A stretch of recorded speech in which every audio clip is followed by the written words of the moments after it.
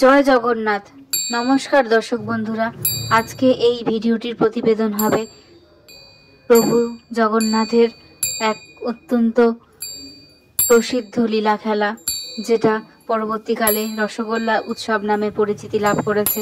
সেই সম্পর্কেই কিছু ইতিবৃত্ত, কিছু কথা এই ভিডিওটির মাধ্যমে আপনাদের কাছে তুলে ধরার চেষ্টা করব। আবার বলে উঠুন সকলে মনে বা জোরে, জয় জগন্নাথ। ভক্ত মনের কল্পনা ছাড়া ভগবানের যে কোনো লীলা খেলাই অসম্পূর্ণ। তাকে আমরা বিভিন্ন সময় দেখতে পাই বাৎসল্য রূপে, কখনো বা সখ্য বা সখা রূপে, কখনো মধুর রসের অপূর্ব সব বর্ণনায় তার বিবরণ পাওয়া যায়। কখনো তিনি তার সখার সাথে ক্রীড়ায় মত্ত, কখনো আবার নিজেরই ভক্তের সাথে বিরহ ভারে তিনি কাতর, আবার কখনো দেখা যাচ্ছে মান অভিমানের পালাতেও তিনি অংশগ্রহণ করেছেন। শ্রীক্ষেত্র পুরীতে প্রভু জগন্নাথের তেমনই একটা লীলা খেলার প্রকৃষ্ট উদাহরণ হচ্ছে এই রসগোল্লা উৎসব। শ্রীরাধার মান ভঞ্জন করার জন্যই একদা বৃন্দাবন ধামে মিনতি করেছিলেন শ্রীকৃষ্ণ, আর সেই রকমই আরেক মান ভঞ্জনের পালা অনুষ্ঠিত হয়েছিল পুরী ক্ষেত্রেও। এই লীলা ক্ষেত্রে তাদের নাম প্রভু জগন্নাথ এবং দেবী লক্ষ্মী। রথযাত্রা উপলক্ষে জগন্নাথ দেব তার দাদা বলরাম এবং বোন সুভদ্রাকে নিয়ে মহাসমারোহে গিয়েছিলেন মাসি গণ্ডিচার বাড়িতে, এবং সেখানে তিনি কাটালেন বেশ কয়েকটি দিন বেশ আদর যত্নে, এবং এরই মাধ্যমে তিনি বাঁধিয়ে ফেললেন একটা বেশ বড় গোলমাল। তিনি মাসির বাড়ি একা গিয়ে আদর যত্ন তো খেলেন, কিন্তু নিয়ে গেলেন না বা নিয়ে যেতে ভুলে গেলেন তার স্ত্রীকে, মানে দেবী লক্ষ্মীকে। এবার যখন ঘরে ফেরার পালা, তখন সেই পূর্ণ যাত্রার শেষে তিনি যখন তার নিজের রত্নবেদিতে পুনরায় অধিষ্ঠিত হবেন, তখনই এই অপূর্ব লীলার সূচনা। হয়তো জেনে শুনেই এই গোলমালটা বাঁধিয়েছিলেন প্রভু জগন্নাথ দেব, নয়তো তাদের এই দাম্পত্যের এই যে লীলা খেলা, সেটার থেকে তো ভক্তকুল বঞ্চিতই হতো, অথবা ভক্তরাই প্রভু জগন্নাথের দাম্পত্য লীলা আস্বাদনের নিমিত্ত হয়তো প্রশ্রয় দিয়েছিলেন এই বিষয়টিকে।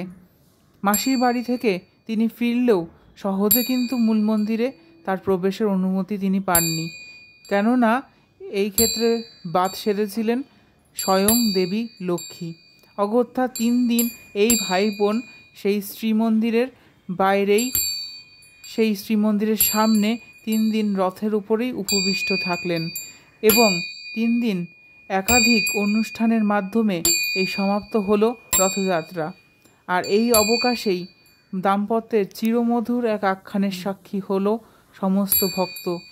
কিন্তু তৃতীয় দিন যখন জগন্নাথ, বলরাম এবং সুভদ্রা মন্দিরে প্রবেশ করতে যান, তখনই ঘটে এক মজার কাণ্ড।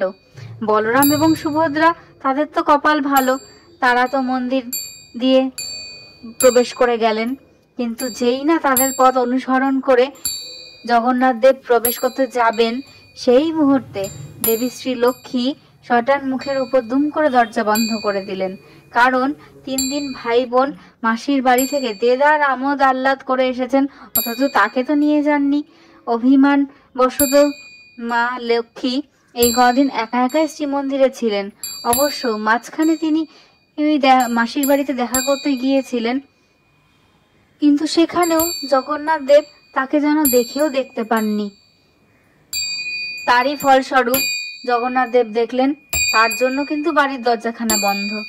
অবস্থা বেগতিক দেখে শ্রী লক্ষ্মীর জন্য মানভঞ্জন করার জন্য 1 হাঁড়ি রসগোল্লার আয়োজন করলেন তিনি। যদি রসগোল্লার কল্যাণে অন্তত দেবী লক্ষ্মীর মান এবারের জন্য যদি ভেঙে যায়, তবে তিনি মন্দিরের প্রবেশের অনুমতি পাবেন। তিনি তো জগদীশ্বর, যার প্রকাশ এই গোটা বিশ্ব।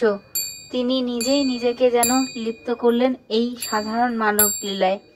এই ছোট দুঃখ, ছোট সুখের ভিতর দিয়ে ভগবান যেন নিজের সূক্ষ্ম সূক্ষ্ম আনন্দময় মুহূর্তগুলো চিহ্নিত করে রাখেন। এইভাবেই এই লীলার সমাপ্তি ঘটে। ওই রসগোল্লা খেয়েই মান ভাঙে মা লক্ষ্মীর। তৃপ্ত হয়ে স্বামীকে ঘরে ঢোকার অনুমতি দেন তিনি।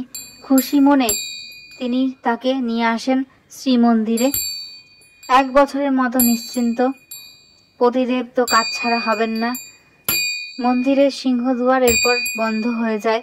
আষাঢ় মাসের শুক্লা ত্রয়োদশীতে নীলাদ্রি বিজয় উৎসবের অন্যতম উল্লেখযোগ্য হলো এই রসগোল্লা উৎসব। ত্রয়োদশীর দিন ভোগ হিসাবে জগন্নাথকে কয়েকশো হাঁড়ি রসগোল্লা নিবেদন করা হয়। আসলে এই মিষ্টি উপহার দেওয়া হয় লক্ষ্মী দেবীকেই। লক্ষ্মীর মান ভাঙিয়ে তো ঘরে ফিরতে হবে প্রভু জগন্নাথকে। ত্রয়োদশীর এই রসগোল্লা উৎসবে মেতে ওঠে গোটা উড়িষ্যা সহ সমস্ত দেশ। প্রতি বছর দাম্পত্যের এই মধুর রসের সাক্ষী হয় আপামর জনসাধারণ এবং মিষ্টি মুখে এই রথযাত্রার সমাপন ঘটে। আজকে এই চ্যানেলের এই ভিডিওটির মূল উপাদান এতটুকুই। যদি আপনাদের ভালো লেগে থাকে তাহলে অবশ্যই এই চ্যানেলে, যদি আপনারা নতুন হয়ে থাকেন, চ্যানেলটিকে সাবস্ক্রাইব করবেন, লাইক এবং কমেন্ট করে আরও পরবর্তীতে ভিডিও আনার জন্য আমাকে উৎসাহিত করে তুলবেন। নমস্কার, ধন্যবাদ।